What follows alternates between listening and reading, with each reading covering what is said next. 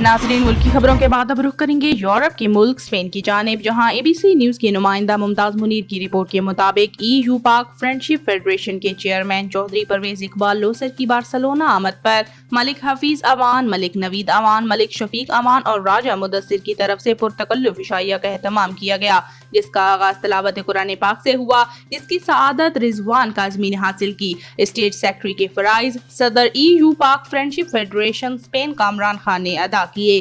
تقریب سے ڈنمارک سے تشریف لائے ہوئے مہمان چوہدری ولایت خان نے خیالات کا اظہار کرتے ہوئے پرویز اقبال لوہسر کی سیاسی بصیرت اور محب وطنی کی تعریف کی، جبکہ چوہدری پرویز اقبال لوہسر نے کہا کہ ہمیں اتحاد اور اتفاق سے رہنے کی ضرورت ہے۔ جو لوگ اپنی فوج اور ملکی اداروں کے خلاف بولتے ہیں وہ احمقوں کی جنت میں رہتے ہیں۔ ہم پاک فوج کے ساتھ ہیں اور رہیں گے۔ ہمیں اپنے اداروں کی عزت کرنی چاہیے اور پاکستانی ہونے پر فخر محسوس کرنا چاہیے۔